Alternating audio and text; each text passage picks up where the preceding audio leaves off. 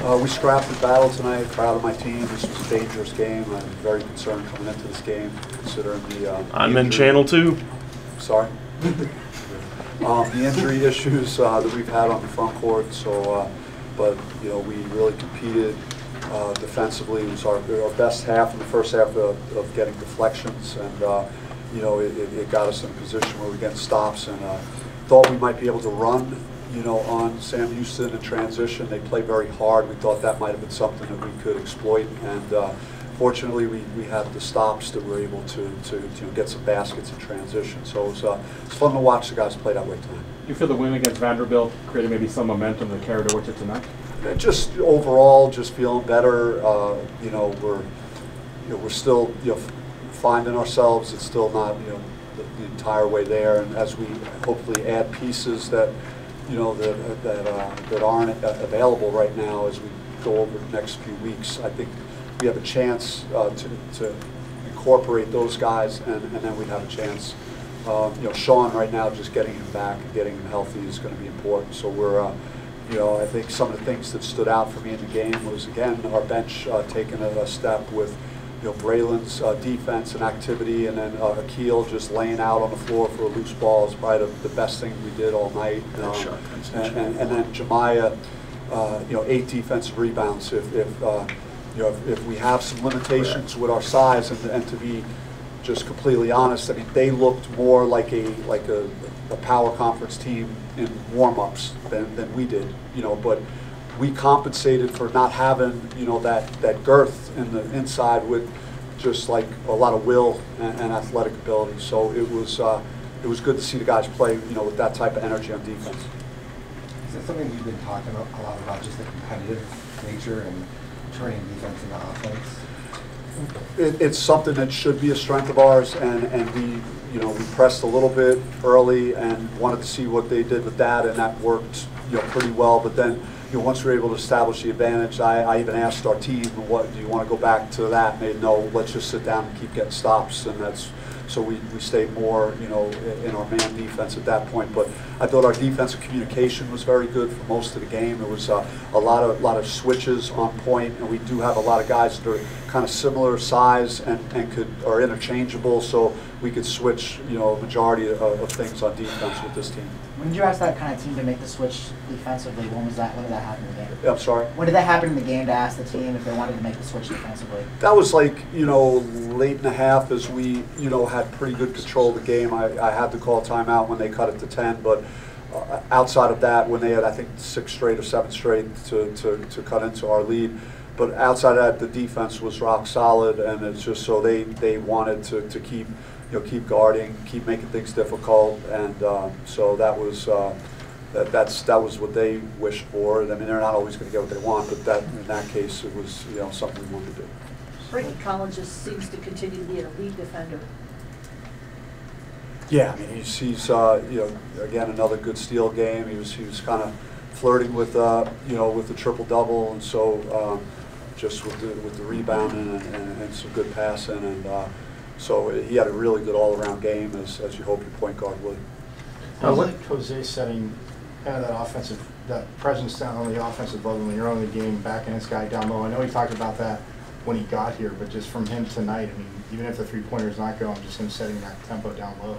Yeah, it's important to have balance in your offense and in the ability when things are going a little sideways that you could get a high percentage shot. We were able to do that, I think, right off the timeout when it was 29-19, and go to Jose, and he got us a basket to immediately get the lead and get us going again. And just, you know, again, without Sean Phillips, and Sean was a guy that I thought, based on the whole summer, we'd be able to throw it inside to him, play through him some inside out. But you know, Jose has kind of taken more of that role to do that, and he could create, very creative, crafty around the basket, and he could pass. I'm sorry. You worried about the free throws at all? It seems like it's been a continuing issue. Yeah, I mean, we shot him well versus Vandy, didn't shoot him well. You know, Brian last year did not shoot free throws well. He's worked hard on it. When it left his hand, it looked pretty good to me from my angle. The ball didn't go in. You know, and some other guys struggled with it as well. But yeah, we probably certainly have to hopefully clean that up. And, you know, but For this game, you know, with this team, to handle this team that way was impressive for me with all that we're going through on the injury front, and to be able to do that against a team that again lost by 3 at Ole Miss, and Ole Miss just beat NC State by 20 last night. So we needed to play well in order to have this type of result. What makes this team so good in transition, and is that kind of just your goal moving forward to be kind of the bread and butter of the offense this season? Well, they're naturally gifted athletes that could change ends. You know, Frankie Collins, Gaffney, Jemiah Neal, all guys that you know really excel in the open court with their athletic ability, and they, you know, particularly Frankie with. I think he left his feet one time and didn't make the right play, but I think he had 7 assists, 1 turnover, or something like that. So he's like really good. Jemiah could get to the basket. Jose makes good decisions in transition. You know, he rewarded Gaffney with a lob when he could have probably taken the shot himself. So we just need more sacrifice like that, and I think we have a chance to be pretty good. When you have so many injuries, it's good to see the freshmen Green and Watson really stepping up lately. I've been pleased with their development so far. Yeah, these are great learning experiences for them, and again, if we didn't have the injuries we had and still waiting on other non-injury related news relative to a key player for us, then you know who knows if we would see what we're able to see now, and it's great that they're having a really positive impact on what we're doing. Coach, it feels like Jose Perez is finally kind of settling into his role. What have you seen from him over the last couple of weeks to kind of unlock him some of? Just he knows his game, and it's just a matter of his teammates understanding it, coaching staff feeling more comfortable with him. He was very efficient again, 9 of 13, and so that type of efficiency is important. And when we get back to the bench, I think the key thing for guys like Braylon Green and Akil Watson is the guys that start need to perform the way they can, and they did the last 2 games. Like the starters played well. The guys that are our top core really have played better. And then that takes the pressure off guys like that, where they're not thrown into the fire in a bad situation. So the more that we could get off to good starts with our first unit and kind of protect those guys as they come in and they're still learning and developing, that would be helpful.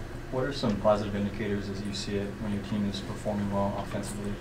Well, it's showing me that we have you know, will and determination, because we're still, you know, we can't just go get the ball off the basket. We got to have guys fighting for it, and there were a lot of 50-50s that we came up with the basketball. And again, a guy like Jemiah Neal getting 8 rebounds was like huge for us. Like our guards got to be able to rebound, because we're, you know, right now dealing with multiple injuries to our front court. So, and we fought, and again, we held our opponent to 35% from the field. So they're showing me that they're willing to guard and get stops. They're committed to doing that, and they're just playing as hard as they can.